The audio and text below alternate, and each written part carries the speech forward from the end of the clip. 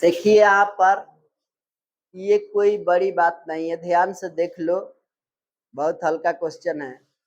कहता है कि एक समीकरण 2x प्लस 3y माइनस 8 बराबर 0 एक तो समीकरण दिया है, ठीक है ना।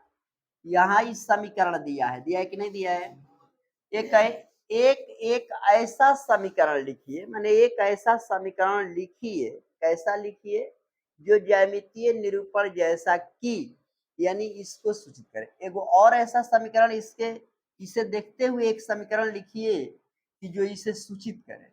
फिर एक इसके देखते हुए ऐसा समीकरण लिखिए कि समानांतर रेखाएं सूचित करे।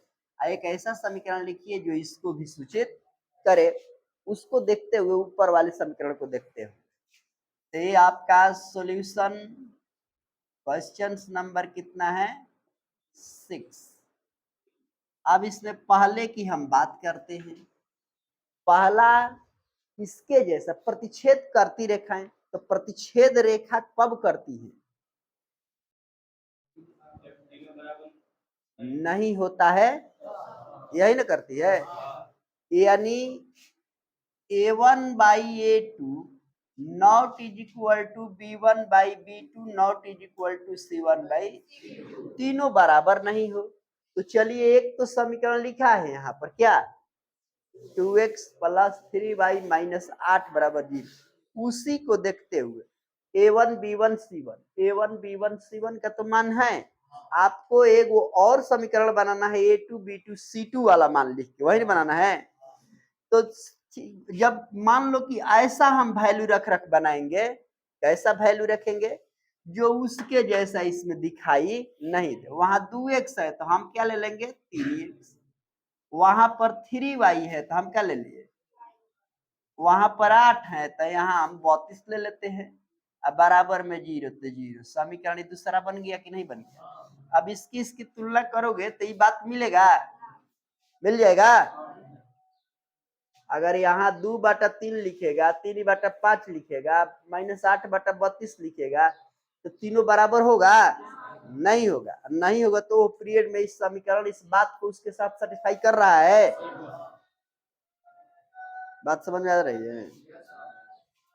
फिर दूसरा नंबर इसमें है समानांतर हो, यानी रेखा एक दूसरे को काटे नहीं। जो ग्राफ पर रेखा चलेगी सीधी तो ये भी जाएगी सीधी, एक दूसरे को काटेगी नहीं। वो अब नहीं काटेगी जब दो गो बराबर होता है, एक गो बराबर नहीं होता है तब ना। तो उसके लिए a1 by a2 बराबर b1 by b2 बराबर c1 by not is equal to c1 by c2। अब ऐसा मान देख लीजिए, ये तो मान दिया है a1 b1 c1 दिया ना, a2 b2 c2 लिख रहे हैं ना। तो ऐसा लिखो कि दो गो बराबर आ जाए। तब मान लो यहाँ 2 है तो हम लिख देंगे कौन सी 4x, प्लस यहाँ 3 है तो हम लिख देंगे 3 दूनी 6x। इसको बराबर नहीं करना है ना। देखो इसको बराबर नहीं करना है, 3 नंबर वालों को क्या करना है, बराबर नहीं करना है। तो नहीं करना है तो 8 है तो कुछ वहां ऐसा लिख दो जो बराबर नहीं है, तो 40 लिख दो बराबर में 0। अभी कटेगा 8 5 40 1/5 होगा, आई कटेगा 3 दूनी 6 1/2 होगा, आई 2 दूनी के 4 1/2 होगा, तो ये दो बराबर होगा, ये बराबर नहीं होगा। उस पीरियड में इस बात को सेटिस्फाई करेगा कि नहीं दोनों मिलके, तो इस समीकरण हो जाएगा उस पीरियड पे 2 हो जाएगा ना। तीसरा नंबर के लिए चलो, कहता है कि संपाती रेखा माने ये कहीं पे आवे, दोनों रेखा के हल कहाँ जाना चाहिए, एक रेखा पर आना चाहिए। संपाती के लिए क्या लिखा जाता है, a1 बाटा a2 b1 बाटा c1 बाटा, तीनों बराबर होता है ना। तो इसके लिए वैसा ही इसको देखते हुए वैल्यू रखेंगे। अब मान लो कि हम रखते हैं 4x प्लस 3 दूनी 6y माइनस 8 दूनी 16 बराबर 0। अब कटाएगा 2 से 1/2 हो जाएगा ना, यू कटेगा तो 1/2, यू कटेगा तो 1/2, तीनों बराबर हो जाएगा। तीनों बराबर होगा तो संपाती हो जाएगा कि नहीं हो जाएगा, इसलिए ये बन गया 2।